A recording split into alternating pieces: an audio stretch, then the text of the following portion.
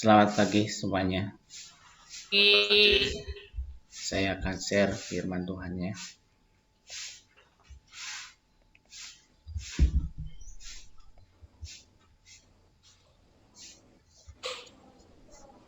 Hari ini judulnya adalah komunitas yang dipenuhi Roh Kudus.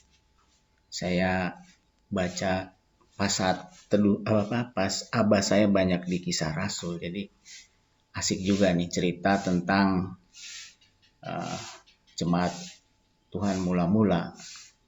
Ini hubungannya sih sama kita gitu ya. Pengalaman jemaat yang mula-mula boleh juga jemaat gereja Revival Semarang boleh ngalami juga gitu ya. Firman Tuhan hari ini kita buka ya di Kisah Rasul 2 ayat 46 dan 40. Tapi sebenarnya nggak hanya ini, sebenarnya panjang teman, waktu kita tanya sedikit, jadi saya pilah-pilah saja. Ini mungkin dasarnya gitu.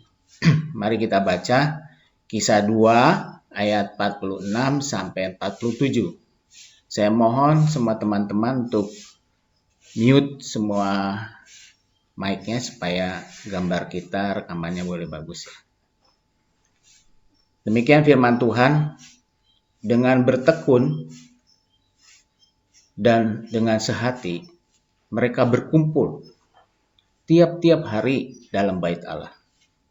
Mereka memecahkan roti di rumah masing-masing secara bergilir dan makan bersama dengan gembira dan dengan tulus hati, sambil memuji Allah, dan mereka disukai semua orang, dan tiap-tiap hari Tuhan menambah jumlah mereka dengan orang yang diselamatkan.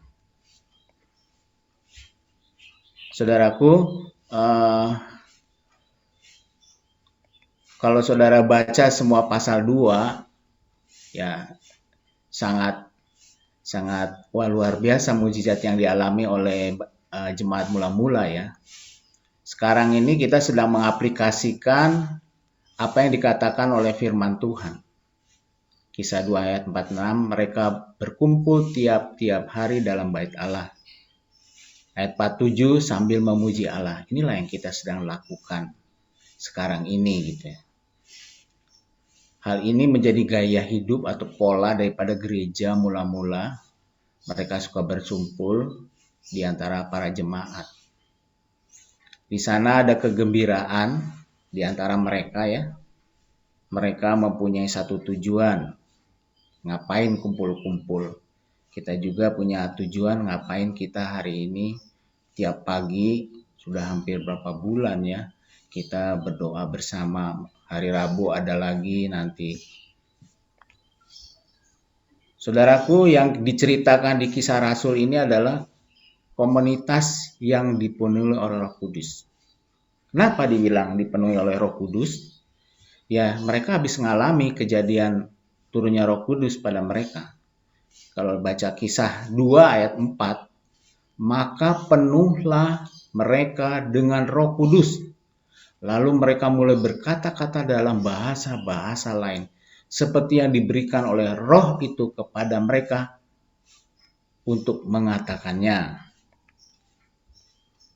Jadi saudaraku, tanda-tanda kepenuhan Roh Kudus tampak di antara jemaat gereja mula-mula, yaitu mereka atau apa saja yang mereka lakukan sehingga mereka mengalami banyak mujizat. Pertama yang saya dapetin gitu ya, mereka bertekun dan sehati dalam pengajaran rasul-rasul dan dalam persekutuan.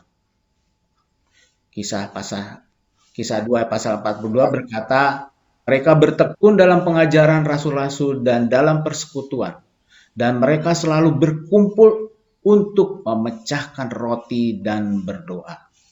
Inilah jemaat pertama ya, mereka rajin sekali gitu, berkumpul-kumpul karena di dalam Tuhan. Dan luar biasa kalau baca semua pasal di Kisah para Rasul, jemaatnya mengalami yang luar biasa. selain juga mengalami juga tekanan, tapi mereka mengalami mujizat daripada Tuhan. Di sini kita boleh melihat nanti bagaimana jemaat itu bersatu dalam berdoa, bagaimana dalam berkumpul, dalam beribadah. Yang kedua, kalau tadi yang pertama mereka dikatakan bertekun dan sehati dalam pengajaran rasul-rasul dan dalam persekutuan. Ini jemaat mula-mulanya. Yang kedua, mereka bersatu, punya kebersamaan di dalam Tuhan. Gereja mula-mula ada kepedulian satu dengan yang lainnya. Sehingga tidak ada yang kekurangan. Karena dikatakan di sana di kisah Pasal Rasul 2 ayat 45 berkata, dan selalu ada dari mereka yang menjual harta miliknya, lalu membagi-bagikannya kepada semua orang sesuai dengan keperluan masing-masing. Jadi di sini ada balancing antara si kaya dan si miskin. Yang miskin boleh menerima berkat dari harta-harta yang besar. Yang nomor 3, di kisah 1 ayat 14 berkata mereka adalah jemaat yang sehati. Gereja mula-mula adalah jemaat yang sehati. Kisah 1 ayat 14 berkata mereka semua bertekun dengan sehati dalam doa bersama-sama. Wah, luar biasa. Jadi dari pelajaran-pelajaran di atas, apakah yang terjadi di dalam komunitas yang dipenuhi Roh Kudus? Hari ini kita mau belajar, biarlah kita menjadi komunitas yang dipenuhi oleh Roh Kudus.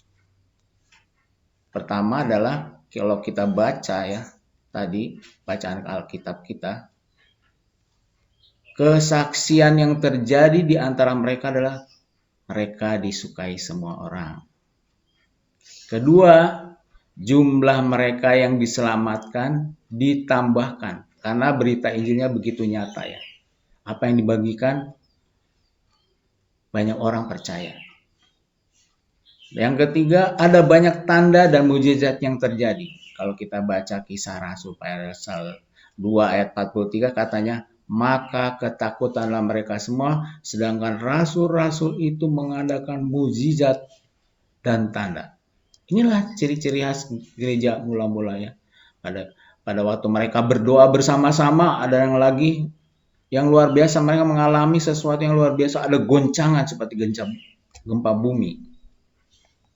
Nah, hari ini kita mau belajar untuk menjadi persekutuan atau komunitas yang dipenuhi oleh Roh Kudus. Kita adalah orang-orang yang bertekun dan bersehati di dalam berdoa, seperti yang kita lakukan hari-hari. Kita menjadi magnet bagi jemaat lain untuk berdoa bersama, dan jumlah orang-orang yang berdoa bertambah banyak karena mereka dipenuhi oleh Roh Kudus. Jadi saudaraku, saya karena kebetulan orang yang sering mengamati berapa orang yang hadir, karena saya ingin melihat kegerakan di gereja revival ini, juga di Jepara, di Ampel, di tempat-tempat lain, di Salatiga. Ya, sebagai indikatornya adalah kehadiran pendoa-pendoa gitu. Yang kalau hari Rabu saya suka perhatikan berapa yang hadir gitu ya. Kita bisa lihat berapa yang melihat di YouTube itu. Yang manteng gitu ya, yang bukan masuk enggak, itu terus keluar enggak. Nah, saya sih sebenarnya berharap, dan pasti kita adalah itu dia gitu. Kita adalah persekutuan atau komunitas yang dipenuhi Roh Kudus karena Tuhan sudah selamatkan kita semua. Kita adalah orang-orang yang bertekun setiap hari, sehati dalam berdoa, dan kita boleh melihat akan mujizat-mujizat banyak terjadi di gereja kita.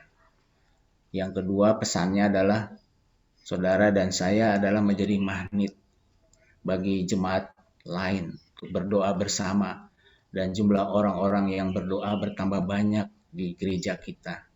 Bukan karena apa? Karena mereka adalah dipenuhi oleh Roh Kudus. Kemarin saya tanya sama gereja GKK di Yogyakarta, saya tanya ya, kok bisa sih gereja di Jogja itu kalau ada kegiatan yang hubungannya dengan peribadahan, menyembah Tuhan tuh yang ikut banyak sekali. Bagaimana caranya sih, saya tanya ya. Ternyata komsel-komsel itu mereka menjadi magnet bagi satu dengan yang lain. Mereka saling memberitahu, nanti ada doa mungkin. Jadi pemberitaan satu dengan yang lain itu begitu fasih. Ya. Jadi masif, bukan pasif, masif gitu. Dan kita juga hari ini boleh menjadi teman-teman, menjadi magnet bagi teman kita. Ayo kita doa yuk. Nanti pagi kita lihat ada yang luar biasa yang Tuhan kerjakan buat gereja kita. Mari saudaraku, kita tetap bersemangat, terus berdoa tanpa lelah. Tuhan memberkati. Mari kita berdoa.